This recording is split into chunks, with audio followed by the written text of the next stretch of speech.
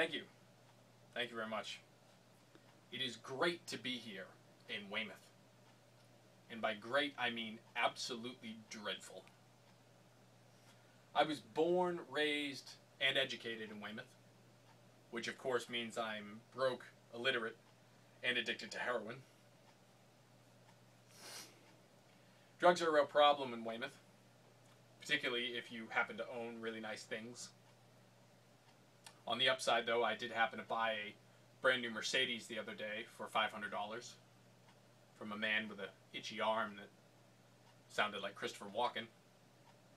You know, you got yourself a really good deal there.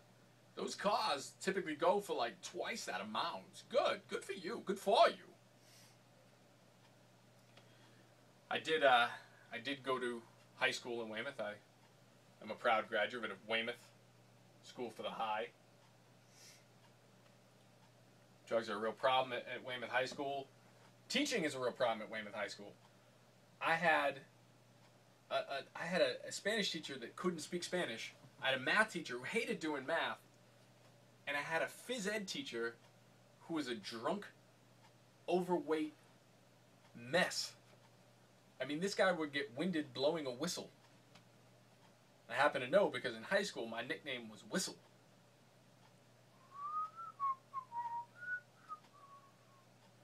It was absolutely terrible. What was even worse is we weren't just a high school. We had a vocational school attached to the high school.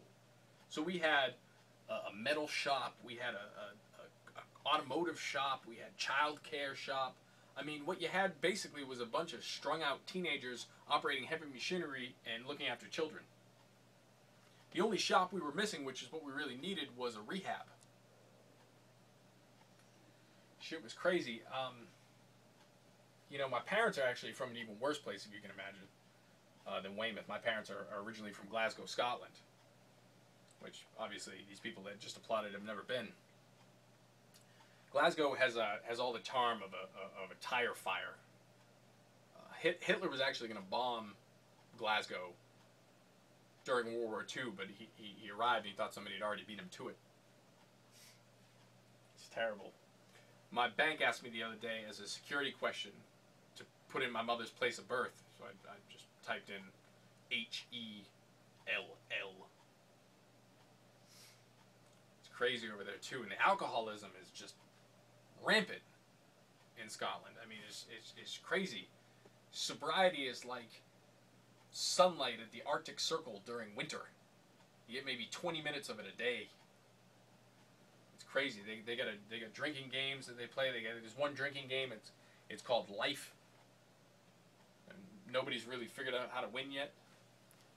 But it doesn't stop all of them from trying most of the day. It's absolutely crazy. Speaking of alcoholics, I love my father. It's true. My dad says some crazy stuff sometimes, though, and I know that was a Twitter feed, not to shit my dad says, but my dad really says some fucked up shit sometimes.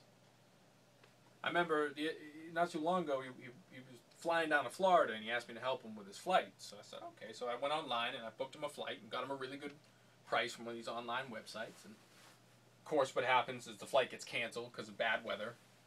Calls me from the airport, steaming mad. Answers my phone. I said, hello? My dad says, well, so much for the intranet. We have billions of pieces of information flying around the world at light speed. And my father dismisses all of it because he couldn't get on a plane to go play golf. My dad's also a racist. Pretty general racist, though. He hates anybody with a face, which is a lot of people.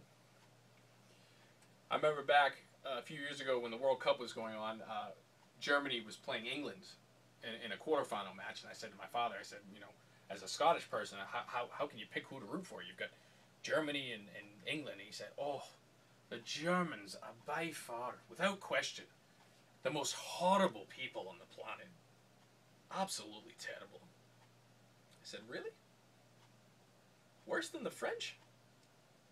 My father says, the French are not people.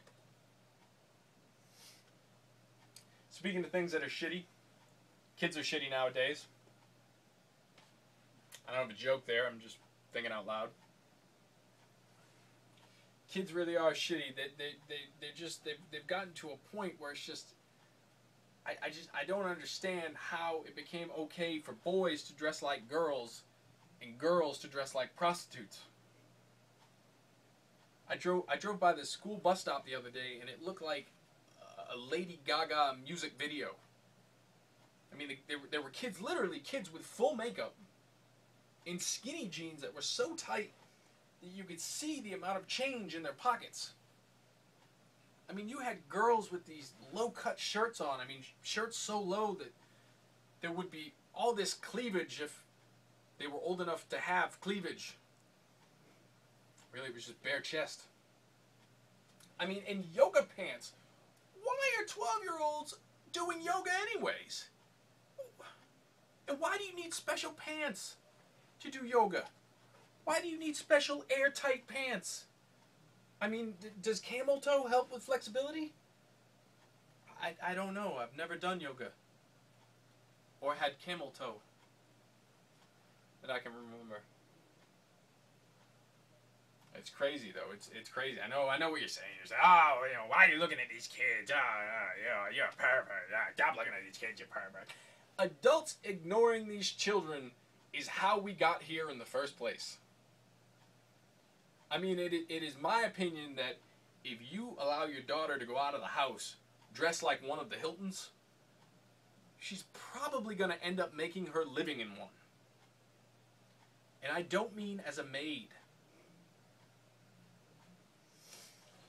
I think really what we need to do with children is we need to get to kids early. We need to break them down when they're early, when they're young. We need to get to them. We need to talk some sense into them. But the problem is they don't listen to us. They only listen to television. So I figure we need to partner up with somebody that kids are really going to listen to. Somebody that's influential in their lives, that makes sense. Somebody like Elmo. Hi, kids. Elmo loves you very much. But you know what makes Elmo sad? Sluts. Elmo thinks Victoria's Secret is way more fun when it's an actual secret. Listen, kids, if you really want to get back at your parents for not giving you enough hugs, just do what Elmo would do. Wait until they're old, take all of their money, and put them in a nursing home in Wilmette.